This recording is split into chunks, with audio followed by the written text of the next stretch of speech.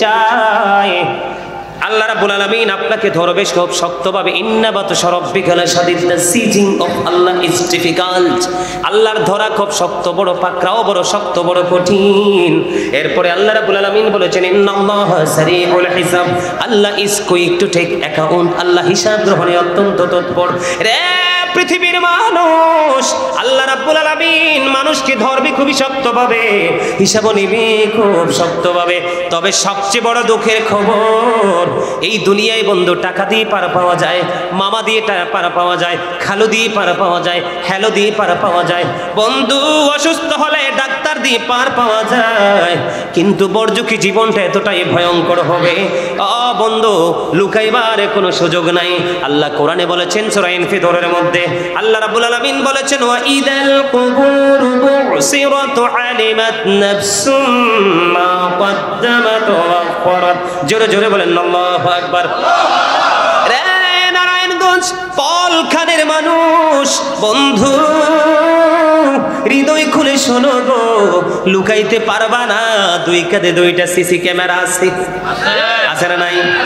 কে রামান কাঁদিবি কাঁদে বসিয়া, সকল কর্ম লিখিতেছি হুকুমনিয়া, আল্লাহর হুকুমনিয়া।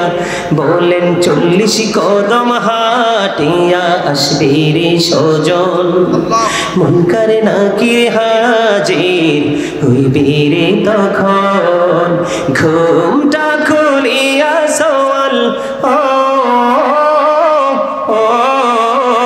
মুসলিম ভাই, ঘুমটা খুলিয়া সওয়াল করিবেন তখন। 40 কদম হাটিয়া আসবে রে সজন, কি সওয়ালের কি জবাব হইতে যে পারে, সময় থাকিতে ও মন জানিও তারে, ও মন জানিও তারে। জোরে জোরে কন্যা মারহাবা। কথাগুলো বাস্তব কিনা? আমি আপনাদেরকে কবরে নিয়ে গেলাম এই জন্য রে, আপনাকে আমাকে যে কবরে রাখার পরে প্রশ্ন হবে, একটা প্রশ্ন আপনার আমলের হবে না, তিনটা প্রশ্নই হবে বন্ধু ঈমানের। জোরে জোরে বলেন ঠিক না বেঠিক? পলখানের মানুষ, বুখারী শরীফের মধ্যে এসেছে হাদিস খানা, আপনি যদি আল্লাহর হাবিবকে প্রাণের চেয়ে বেশি ভালোবাসতে পারেন, আল্লাহকে রাজি করার জন্য, আল্লাহর দিদারের আশায়, ওই ব্যক্তিদের জন্য মাত্র একখানা প্রশ্ন হবে। জোরে জোরে কন্যা সুবহানাল্লাহ। কবরের প্রশ্ন হবে ঈমানি প্রশ্ন। আমি আপনাদেরকে সেই দিকে নিয়ে যাব না, আমি আপনাদেরকে এই জায়গাটার মধ্যে একটু সীমাবদ্ধ রেখে আমি আবার অন্য দিকে চলে যাব বন্ধু। ঈমান এবং আমল দুইটা কিন্তু সংযুক্ত হচ্ছে, একটার সাথে আরেকটা, বুঝতেছেন তো বন্ধু? বন্ধুরে আমার, আল্লাহ বলেছেন কবর যখন ওপেন হয়ে যাবে, আপনি আমি আমরা সবাই প্রত্যেকেই জানতে পারবো কে কি করেছি আর কি করিনি। বলেছে কে? এদিক দিয়ে আল্লাহর হাবিব কি বলেছেন হাদিস শরীফের মধ্যে এসেছে, আল কবরু রাওজাতুম মির রিয়াদিল জান্নাতি আও হুফরাতুম মিন হুফারিন নার। কবরটা জান্নাতের একটা বাগান হবে, জাহান্নামের একটা গর্ত হবে, বুঝে নেবেন। একদিকে আল্লাহ বলেছেন কবরটা কি হবে, কবরটা ওপেন করা হবে, আপনি আমি প্রত্যেকেই জানতে পারবো, দেখতে পারবো কে কি করেছি আর কে করেনি। এই দিক দিয়ে আল্লাহর হাবিব বলতেছেন কবরটা দুইটা রূপ হবে, একটা জাহান্নামের গর্ত আর একটা জান্নাতের বাগান। জোরে জোরে কন্যা সুবহানাল্লাহ।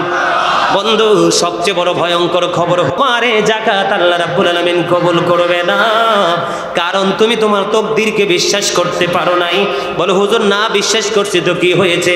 বিশ্বাস করনি, এটাই তো তোমার ঈমান চলে গেছে।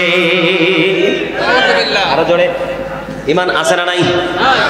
ঈমান কি জিনিস আপনারা বুঝতেই তো পারতেছেন না। ঈমান কখনো বিবেক বিবেচনা দিয়ে পঞ্চ ইন্দ্রিয় দ্বারা এটাকে কখনোই শনাক্ত করা যায় না। যায় না রে। এটা এমন একটা জায়গা, এই জায়গাটা বুঝতে হলে আপনি ওই জায়গায় যারা দক্ষ তাদের সাথে আপনাকে যুক্ত হতে হবে। আর যুক্ত তারাই হবে যারা ঈমানদার, আর যুক্ত হওয়া থেকে দূরে থাকবে তারা যারা পৃথিবীর সাথে সম্পৃক্ত। কথা বলেন ঠিক না ঠিক? আর জোরে আর একটু মহব্বতে পড়েন। আমার কাছে অনুরোধ করেছে সূরা ফাতিহা নিয়ে একটু সূরা ফাতিহার একটু তর্জমা করার জন্য। সূরা ফাতিহা এমন একটা সূরা, এটাকে বলা হয় উম্মুল কোরআন, ঠিক কিনা বলেন? কোরআনের জননী। ও বন্ধু, দেখতে যদিও ছোট, এটার মর্যাদা এত বেশি কল্পনা করা যায় না, ঠিক কিনা বলেন? আরো জোরে বলেন। আপনারা পড়তে পারেননি সূরা ফাতিহা? আরো জোরে বলেন। পারেন? আল্লাহ রাব্বুল আলামিন অত্যন্ত চমৎকার ভাবে আমরা আল্লাহর কাছে কিভাবে চাইবো, এই চাওয়া ট্রেনিং আল্লাহ আমাদেরকে অত্যন্ত চমৎকার ভাবে বন্ধু দিয়েছেন। জোরে জোরে সুবহানাল্লাহ। সেই জায়গায় আমি একটু পরে আসবো, তার আগে আমি ঈমান নিয়ে আর একটু আলোচনা করব। বন্ধু শুনতে রাজি তো সবাই? আর জোরে একটু মহব্বতে। সবাই রাজি না? সবাই? বন্ধুরে আমার, এখন নবীজিকে নিয়ে মানুষ অনেক বিরূপ মন্তব্য করে কি করে না? নবীজি যেইভাবে কথা বলতো সেই কথার উপরে কথা বলে, আছে না নাই? আল্লাহ রাব্বুল আলামিন বলেছেন, ইয়া আইয়ুহাল্লাযীনা আমানু লা তারফাউ আসওয়াতাকুম ফাওকা সাওতিন নবী। জোরে জোরে কোন আল্লাহু আকবার।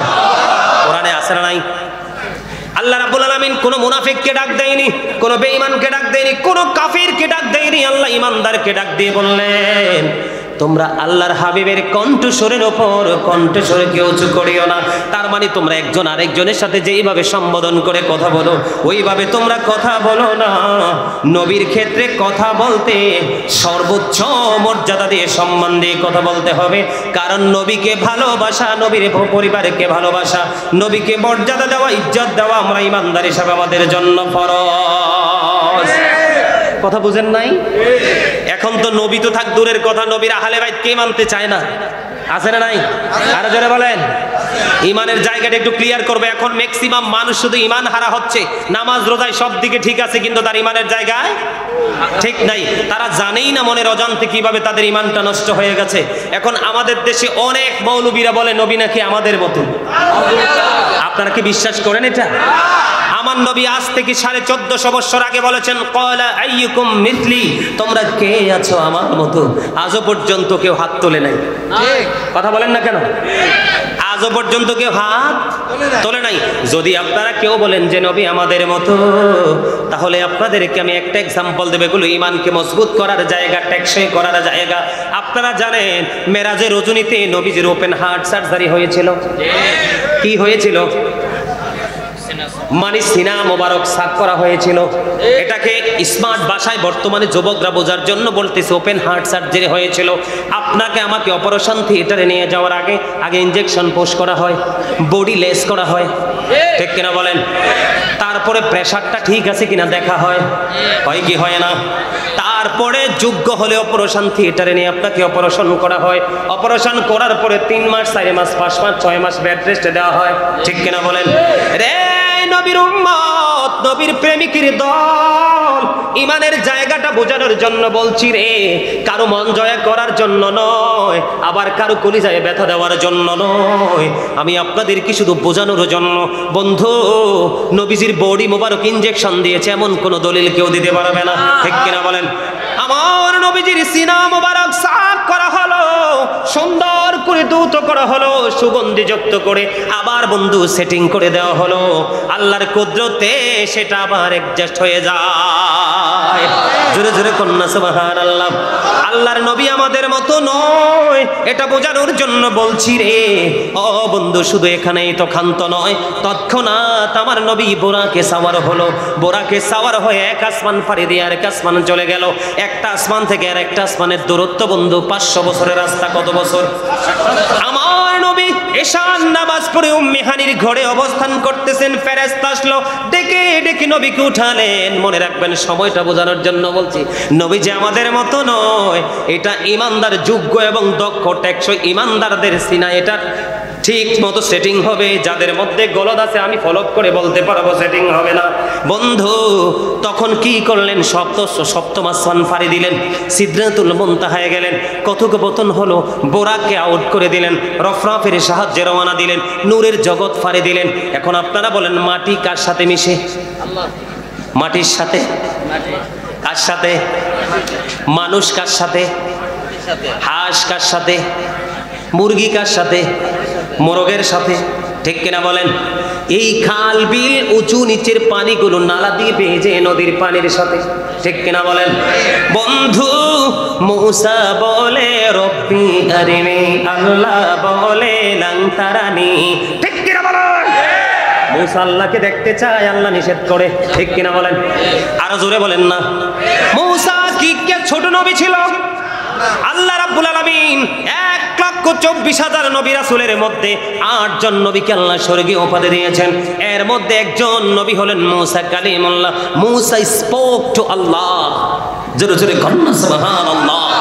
মূসা কালিমুল্লাহর সাথে আল্লাহ কথা বলেছেন, এই জন্য লাকাব লাগিয়ে দিয়েছেন। বন্ধু মূসা দেখতে চায়, আল্লাহ দেখে, দেখা দেয় না। বন্ধু আল্লাহ সর্বশেষে মূসাকে বললেন, মূসা তোর পাহাড়ের দিকে নজর দাও, পাহাড়ের অস্তিত্ব পাইলে আমাকে দেখবা। মূসা পলকে নজর দিয়ে দেখে তোর পাহাড় পড়ে ছাই। জোরে জোরে আল্লাহু আকবার। আরেকটু জোরে বলেন না আল্লাহু আকবার। বন্ধুরে আমার, মূসা দেখতে চায়, দেখা দিলেন না। আর আপনার আমার নবীকে আল্লাহ রাব্বুল আলামিন নিজে দাওয়াত দিয়েছে। বিশ্বাস করেন না? বিশ্বাস করেন না? করেন? কোরআন শরীফে থাকলে খুললে দেখাইতাম, মুখস্থ করলে বিশ্বাস করবেন? কোরআন শরীফের 15 পারা সূরা বনি ইসরাইল প্রথম নাম্বার আয়াত আছে না নাই? সুবহানাল্লাযী ইয়াসরা বিআবদিহি লাইলাম মিনাল মাসজিদিল হারাম ইলাল মাসজিদিল আকসাল্লাযী বারাকনা হাওলাহু লিনুরিয়াহু মিন আয়াতিনা।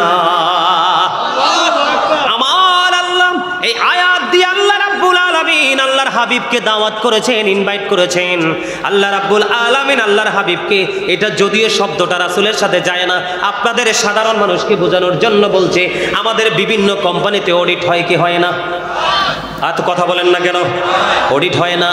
আল্লাহর হাবিব আল্লাহ নিজে দাওয়াত করে আল্লাহর হাবিবকে অডিটে দাওয়াত দিয়েছেন, অডিট করার জন্য নিয়েছেন, চারপাশ করে দিয়েছেন বরকতময় আল্লাহর নিদর্শন দেখানোর জন্য। আমার আলোচনা সেই দিকে নয়, আমার আলোচনা হলো ওই যে ইমানের জায়গা। নবীকে বলেন আপনি আমার মতো, আবার কেউ কেউ বলে নবী মাটি, কিন্তু তারা কোরআন হাদিস ভালো করে রিসার্চ করতে পারেনি। নবী সৃষ্টির আগে কোনো কিছুই সৃষ্টি হয়নি, মাটি হইল কোত্থেকে? কথা বলেন না কেন? আমি আজকে এই পলখানের জমিনে চ্যালেঞ্জ ছুড়ে দিতে পারবো, কোরআন শরীফের একটা আয়াত থেকে কেউ একদম স্পষ্ট করে দলিল দিতে পারবে না। আল্লাহ দিছি কোন জায়গায় 30 পারার মধ্যে 6663টা আয়াত আল্লাহ রাব্বুল আলামিন নাজিল করেছেন। একটা আয়াতে আল্লাহর হাবিবকে মাটি দিয়ে বানাইছে বলতে পারবে না।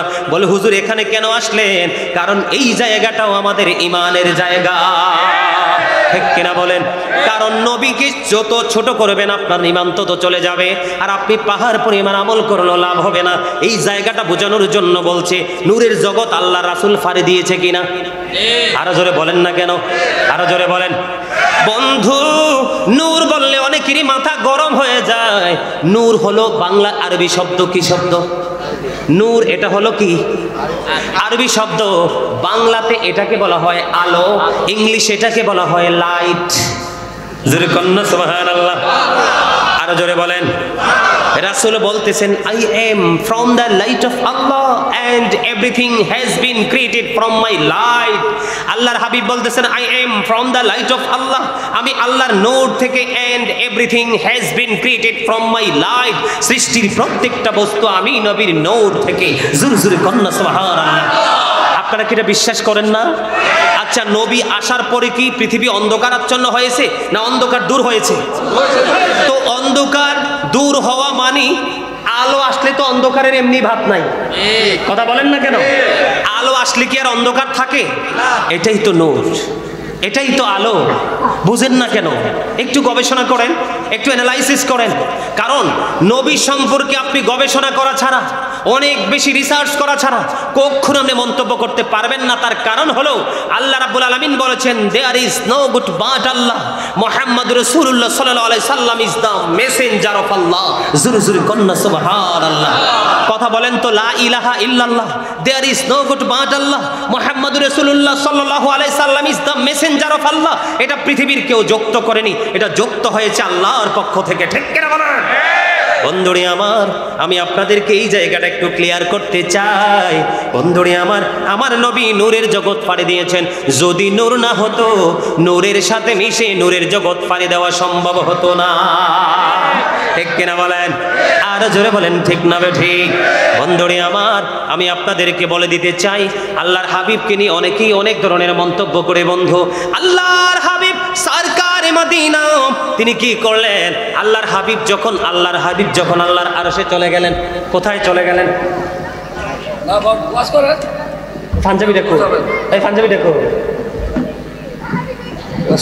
পাঞ্জাবি দেখো, কই পাঞ্জাবি দেখো, মাথা বলেন, একটু আগে পাঞ্জাবি করে আসছে। বন্ধুরে আমার, আমি আপনাদেরকে বুঝিয়ে দিতে চাই, আল্লাহর হাবিব দুই কাঁধের মধ্যখানে আল্লাহর হাবিব যখন আল্লাহর হাত মোবারক রাখলেন, আল্লাহর হাবিব বললেন, আমার বুক পর্যন্ত সেই প্রশান্তিটা চলে আসলো। আমি আসমান জমিনের সব কিছু আমি আল্লাহ, আমি রাসূল দেখে নিয়েছি। জোরে জোরে বলেন না সুবহানাল্লাহ, আরো জোরে বলেন সুবহানাল্লাহ। যুবক বন্ধুরা, আমার মা বোনদেরকে ডেকে ডেকে বলছি গো, হৃদয়ের জানালা খুলে তোমরা সবাই শোনো, আল্লাহর ওলি হওয়ার জন্য কি করতে হবে শুধু একটুখানি মেসেজ দিব বন্ধু। আমার রাসূল, আপনার নবী, আমার নবী দো জাহানের বাদশা নবী, তিনি জানিয়ে দিয়েছেন, মাগরিবের নামাজ শেষ করার পরে যদি কোনো ইমানদার কোনো মুমিন তার প্রয়োজন হয় না, প্রয়োজন ছাড়া কোনো কথা বলে না, এই কথা না বলে সে সরাসরি সালাতুল আওয়াবিন নামাজ আদায় করলো 6 রাকাত অত্যন্ত আদবের সাথে, আমার নবী বন্ধু জানিয়ে দিয়েছেন, যদি তোমরা কেউ যদি কোন প্রয়োজনীয় কথা ছাড়া অপ্রয়োজনীয় কথা বলবা না, যদি মনে করো তোমার কোনো কথারই প্রয়োজন নেই, তুমি মাগরিবের নামাজ শেষ করে 6 রাকাত আওয়াবিন নামাজ তুমি পড়বে। আমার নবী জানিয়ে দিয়েছেন বন্ধু, একদিন এক ওয়াক্ত আওয়াবিন নামাজ পড়ার কারণে তোমার আমল নামায় আমার আল্লাহ 12 বছরের নফল ইবাদতের সওয়াব দিয়ে দিবে। আরো জোরে বলেন না সুবহানাল্লাহ। এখানে পার্থক্য হলো দুইটা, কয়টা? দুইটা পার্থক্য। একটা পার্থক্য হলো বন্ধু, কিছু মুসল্লি মসজিদে টানাটানির সময় আসে, আসার পরে মাগরিবের 3 রাকাত ফরজ পড়ে 2 রাকাত সুন্নাত পড়ে, ম্যাক্সিমাম লোক এখন নফল পড়ে না। একজন কি করলো না, নফল যেটা কমন নামাজ 7 রাকাতের মধ্যে 2 রাকাত বাদ দিয়ে দিল, আর আওয়াবিন তো থাকে দূরের কথা, আর আরেকজন ফরজ পড়লো 3 রাকাত, সুন্নাত পড়লো 2 রাকাত, নফল পড়লো 2 রাকাত, অপেক্ষা করতেছে কখন রে চলে যাবে, কখন মুসল্লিগুলো বের হবে, আমি কখন জানি প্রেমময় আত্মা নিয়ে আমার মালিকের কদমে সেজদা দিতে পারবো। আপনারা বলেন, এই দুইজনের মধ্যে পার্থক্য আছে না নাই? আরে জোরে আছে। আমার কথা কি আপনারা বুঝেন? বুঝতে হলে একটা ওয়াজ আমাকে মাঝখান দিয়ে ব্রেক করে দিয়ে স্টপ করে দিয়ে আমি একটা ওয়াজ করবো। আপনাদেরকে এখনো আমি অন্য মনস্ক দেখতে পাই। আমার দিকে তাকান। এই যে প্র্যাকটিক্যালি আপনারা আমাদের সবাইকে দেখতে পাচ্ছেন, আমরা প্রত্যেকে কিন্তু ডাবল পারসন। কি ডাবল পারসন? আমি যদি আরবি ভাষায় আল্লাহর ভাষায় বলি, আল্লাহ আমাদেরকে কখনো বলেছেন ইয়া আইয়ুহান নাস, আবার কখনো বলেছেন ইয়া আইয়ুহাল ইনসান। বাংলাতে এটা আরবি আল্লাহর ভাষায়।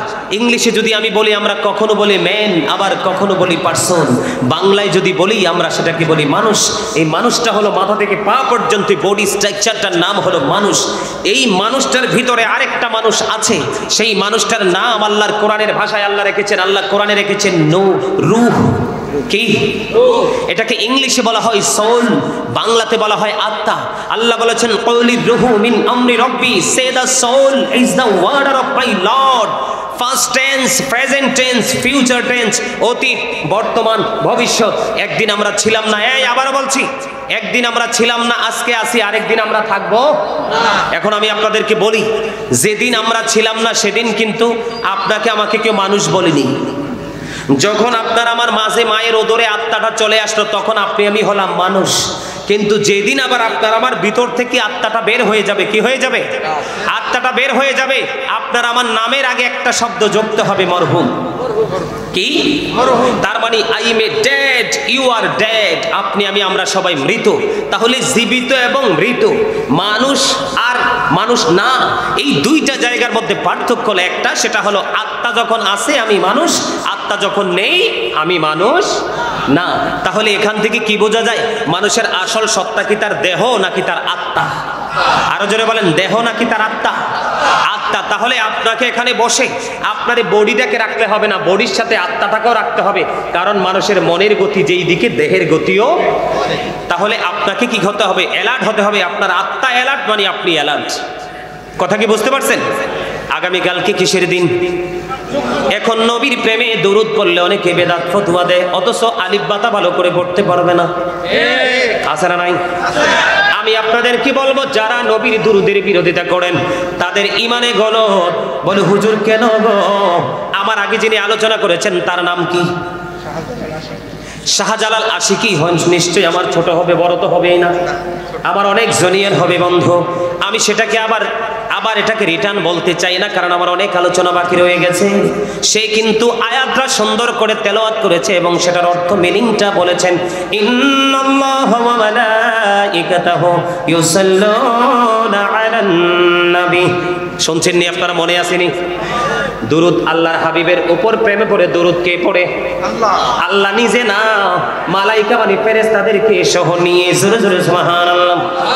এই জন্য বন্ধু, আল্লাহর ওলি হতে হলে আল্লাহর হাবিবকে বেশি ভালোবাসতে হবে। এটাই হলো ঈমান। আপনার ঈমান যদি টেকসই থাকে তাহলে আপনার অল্প আমল দিয়ে আপনি জান্নাতে যেতে পারবেন। ঠিক কিনা বলেন?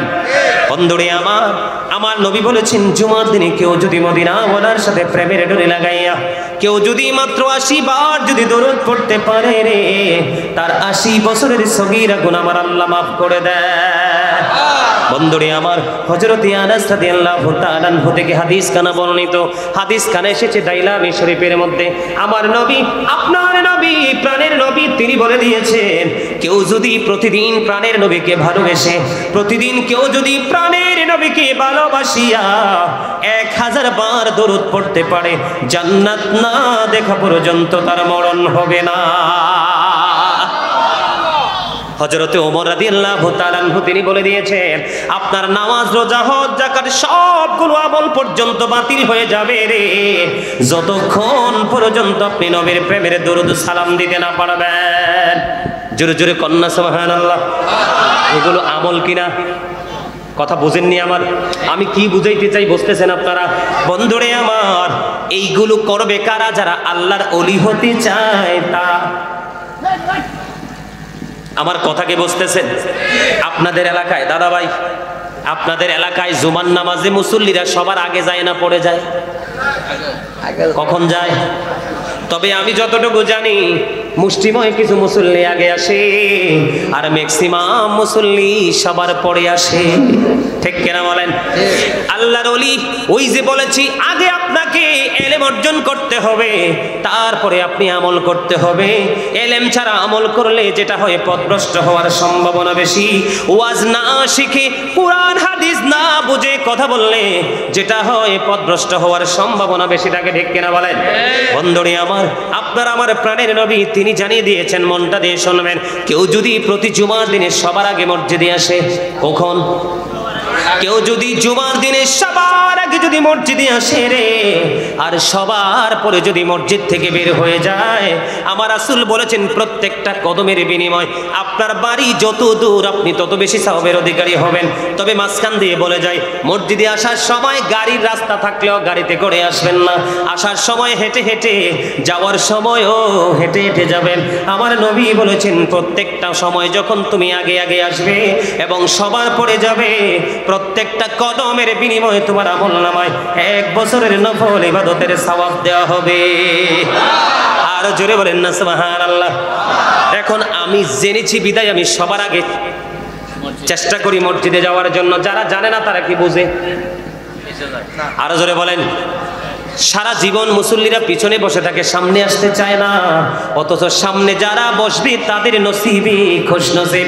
যিনি সামনের কাতারে বসবে ওট কুরবানির সওয়াব। আর বন্ধু, ক্রমে করে সবার পিছনে যিনি বসবে তার আমলনামায় ডিম কুরবানির সওয়াব। আমরা কতটা বুদ্ধিমান মুসলমান, খাবারের বেলায় সবচেয়ে ভালোটা পড়ার বেলায় সবচেয়ে ভালো পোশাক, বাসস্থানের বেলায় সবচেয়ে ভালো বেড, আর আমলের ক্ষেত্রে সবচেয়ে লোয়েস্ট প্লেস। ঠিক কিনা বলেন? সবচেয়ে ছোট রে। এটাই হলো বুদ্ধিমান এবং বুদ্ধিহীন মানুষের কাজ, এটাই হলো আলেম এবং সাধারণ মানুষের কাজ। তবে সবচেয়ে মজার খবর হলো কি জানেন? যিনি বন্ধু খুতবা দেওয়ার সময় তিনি মসজিদে আসে, ওনার নসিবটা একেবারে বদনসিব বলে। হুজুর কেন? আপনারা জানেন না মসজিদের মধ্যে আপনারা অনেক সময় নিজের পাওয়ার খাটিয়ে কথা বলেন, আছে না নাই? আমি সমাজের দামি মানুষ, টাকাওয়ালা মানুষ, নিজে মন যা চায় তা বন্ধ করে থাকেন। জুমা খুতবা চলা অবস্থায় একজন কথা বললে চুপ করো এই শব্দটাও ব্যবহার করা যাবে না। তাকে বন্ধ করতে হলে আপনি তাকে ইশারায় দিয়ে বন্ধ করাতে হবে, চুপ শব্দটাও ব্যবহার করা যাবে না। জোরে জোরে বলেন সুবহানাল্লাহ। এতটাই বন্ধু সবচেয়ে বড় দুঃখের খবর হলো যখন ইমাম সাহেব মিম্বরে দাঁড়িয়ে যায় খুতবা দেওয়ার জন্য, যখন ইমাম সাহেব দাঁড়িয়ে যায় তখন ফেরেশতারা যে দরজার দুপাশে দাঁড়িয়ে মুসল্লিদের 1-2 করে রোল নাম্বার অনুযায়ী বন্ধু হাজিরা খাতায় তোলে, তারা কিন্তু সেটা বন্ধ করে দেয়। তার মানে হুজুর কেন গো? ইমাম সাহেব খুতবা নিয়ে দাঁড়াইতে দেরি। বন্ধু ওই রহমতের ফেরেশতারা যারা ডায়েরি নিয়ে মেনটেন করে বন্ধু, ওনারা তাদের ডায়েরিটাকে বন্ধ কি করে দিবে? বন্ধ করে দেবে, এটাকে ক্লোজ করে দেবে। বলে হুজুর কেন গো, কেন গো?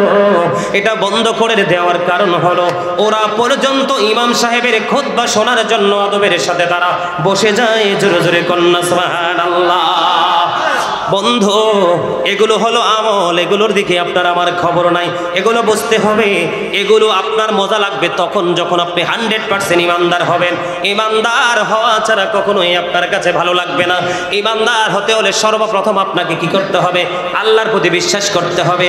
তবে আল্লাহকে বিশ্বাস করবেন ঠিকই, আপনি যদি সরাসরি আল্লাহকে বিশ্বাস করেন রাসূল সম্পর্কে বিন্দু পরিমাণ বিদ্বেষ রেখে, তাহলে কিন্তু আপনি ইমানদার হতে পারবেন না।